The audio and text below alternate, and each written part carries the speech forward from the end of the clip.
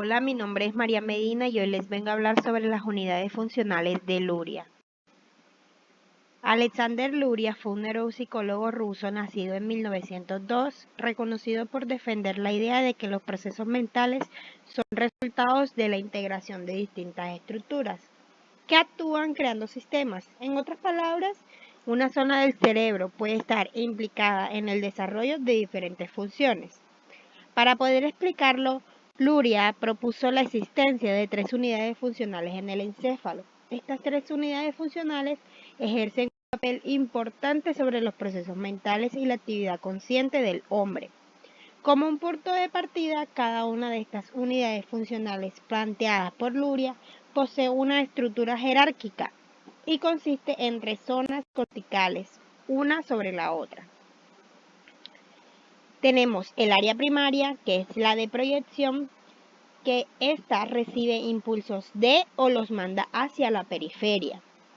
Por otro lado, tenemos el área secundaria, que es de proyección y asociación, donde la información que se recibe es procesada o donde se preparan los programas, analizan y sintetizan. Y por último, el área terciaria, que es la zona de superposición, que es la responsable de las más complejas formas de actividad mental del hombre, ya que requiere la participación concertada de muchas áreas corticales. Ahora pasamos a las unidades funcionales propuestas por Luria, que estas se encargan de, primeramente, de la producción, regulación y mantenimiento de la activación de la corteza cerebral. Es decir, que la primera unidad sirve para regular el tono, la vigilia y los estados mentales. La segunda unidad recibe y analiza información y la tercera unidad programa, controla y verifica las funciones mentales. Ahora, ampliando un poco más sobre la primera unidad funcional, a esta se le asocian los núcleos de la formación reticular, estos situados en el tallo cerebral y en el tálamo, ya que esta se encarga de la regulación del tono y del estado de vigilia. Las estructuras responsables de la producción y mantenimiento del tono cortical no se encuentran localizadas en el mismo corte, sino debajo de él, en la región del tallo encefálico. Y es la formación reticular quien está especialmente adaptada a su constitución anatómica y funcional para cumplir un papel de mecanismo activador de la corteza cerebral, ya que en ella se intercalan los cuerpos de las células nerviosas conectadas entre sí mediante cortos procesos. Por esto es que la formación reticular tiene 2 secciones: el sistema reticular ascendente, que son fibras que suben para terminar en estructuras nerviosas superiores, tales como el tálamo, el núcleo caudado, el córtex y estructuras del neocórtex, ya que el sistema reticular ascendente tiene como función producir, mantener y regular el tono de activación cortical cerebral necesario para un funcionamiento normal, ya que sus fuentes de energía tienen un origen en los estímulos que proceden del medio ambiente, ya sea externo o interno del sujeto, a partir de las aferencias viscerales de los diferentes sistemas y aparatos del organismo. Y por otro lado tenemos el sistema reticular descendente. Estas corren en dirección contraria al sistema reticular ascendente, ya que comienzan en estructuras nerviosas superiores y corren hacia estructuras inferiores en el mesencéfalo, hipotálamo y tallo cerebral. Su papel más importante es que subordinan estas estructuras inferiores al control de programas que aparecen en el córtex y requieren la modificación y modulación del estado de vigilia para su ejecución, ya que es a través de estas conexiones que se condicionan las respuestas motoras, viscerales y se regula la entrada de aferencias sensitivas como las viscerales, gustativas, propioperceptivas, visuales y auditivas. Es gracias a la actuación de la formación reticular que se puede tener una adecuada modulación del nivel de alerta, ya que desde un estado de vigilia hasta el sueño. Por otro lado, una acción en áreas provocaría un fallo general de la entrada de formación, conduciendo a una alteración de los procesos de atención, vigilia y memoria, y puede hacer que en un estado más grande, en un estado de coma. Pasamos a la segunda unidad. Esta está localizada en el córtex, en la parte superior, en la parte posterior de la fisura central, ya que comprende toda la corteza de los lóbulos parietal, temporal y occipital. Las estructuras de esta unidad se encuentran situadas detrás de la fisura rolándica, que es la central, ya que esta está adaptada para la recepción de estímulos que viajan desde receptores periféricos hasta el cerebro, a su análisis y a su combinación pues dentro de las estructuras funcionales del cerebro, ya que abarca toda la corteza de los lóbulos parietal, que sería como la parte sensorial en general, el lóbulo temporal, que sería la parte auditiva, y el lóbulo occipital, que sería la parte visual. La segunda unidad funcional también tiene como función el análisis, la síntesis y el almacenamiento de información. Por esto es que ella presenta una organización funcional caracterizada en las leyes generales que gobiernan su continuidad, descubiertas pues por Vygotsky, y estas leyes son la ley de la estructura jerárquica de las funciones. Esta consiste en que las áreas terciarias organizan el trabajo de las secundarias y estas a su vez de las primarias, ya que el trabajo más elemental del análisis corresponde a las áreas primarias, el cual es modificado por un trabajo de síntesis más complejo en el ámbito de la misma modalidad sensorial, la cual correspondía al área secundaria, y en las áreas terciarias se realizaría el trabajo de integración funcional de todas las modalidades sensoriales.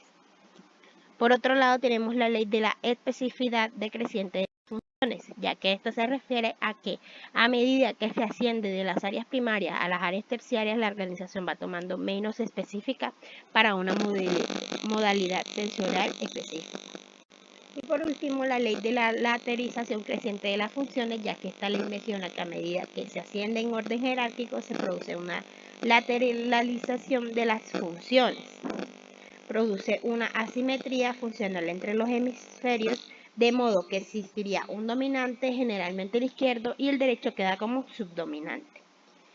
Esta segunda unidad es la encargada de adquirir, procesar y almacenar la información procedente del medio externo e interno, codificándola y transportándola hacia el interior del sistema nervioso. Por eso es que si hay lesiones en estas áreas, pueden producir trastornos sensoriales, perceptivos o cognitivos. Ahora pasamos a la tercera unidad. Esta está ubicada en el lóbulo frontal y tiene a cargo las funciones ejecutivas de programación, regulación, verificación de la actividad mental y de la conducta, ya que emite respuestas a través de los sistemas motores diferentes o a través de las glándulas. Esta controla la conducta de equipo compleja, que es programada mediante la generación de intenciones, planes, programas de acción. Las estructuras de la tercera unidad funcional se encuentran localizadas en las regiones anteriores de los hemisferios, ya sea por delante del lóbulo parietal, por encima del lóbulo temporal anterior y delante de la cisura rolándica, arriba de la cisura silviana, en las regiones anteriores de la bóveda craneana. Entonces, ¿esta unidad de qué se encarga? Se encarga de crear intenciones, formar planes y programar acciones. Por ejemplo, pensar qué hago, cómo lo hago, y pues verificar su ejecución y regular la conducta. Por esto es que si hay una lesión en esta unidad se genera un síndrome ejecutivo, es decir, la pérdida de la capacidad para regular el comportamiento, motivado pues por la dificultad para concentrarse. Ahora pasamos a explicar cómo eso se relaciona con el comportamiento que escogí, que es la lectura.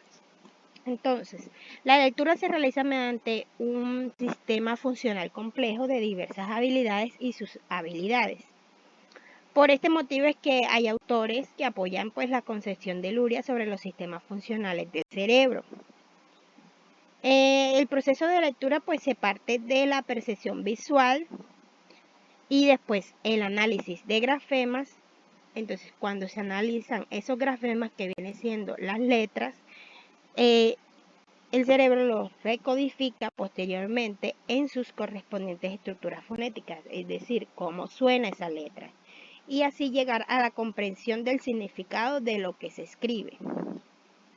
Ahora pasamos a los componentes del sistema funcional de la lectura.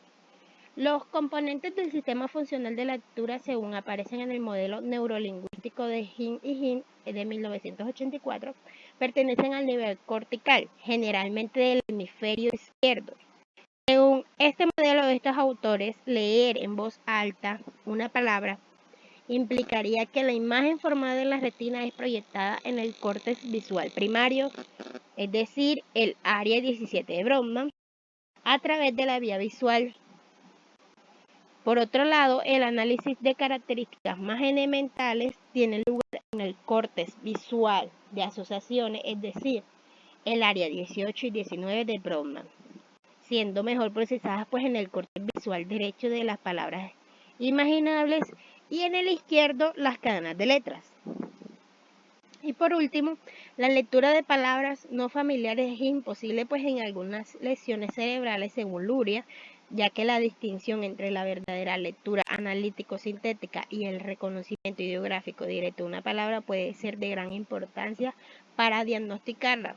Es por eso que si hay algún daño o fallo en estas áreas puede generar este tipo de problemas. La comunicación interhemisférica de estas áreas pues se realiza mediante el cuerpo calloso, pasando de este modo la información del hemisferio derecho al izquierdo a partir de las áreas asociativas visuales del hemisferio izquierdo, ya que la información llega por comunicación intrahemisférica a la circunvolución angular, es decir, al área 39 de Brodmann, en la encrucijada parietotemporal occipital, ya que esta zona se cree que tiene lugar la integración transmodal, es decir, ya aquí se asocian los grafemas con sus correspondientes fonemas, es decir, las letras y cómo suenan las letras. Esta información se comparte aquí a partir pues del área de Wernicke, que es el área 22 de Brodmann, situada en la región postero superior lóbulo temporal izquierdo, ya que en esta área de Wernicke se reconocen y comprenden las palabras una vez que las imágenes audiolingüísticas se asocian con los estímulos visuales. Y por último, para que haya una lectura oral se ha de implicar el área de Broca a través del fascículo arqueado, ya que desde esta zona se programa la articulación de las palabras y su emisión en voz alta, ya que dicha actividad se lleva a cabo en el concurso del área motora, que viene siendo el área 4 de Brodmann, que controla la musculatura del habla.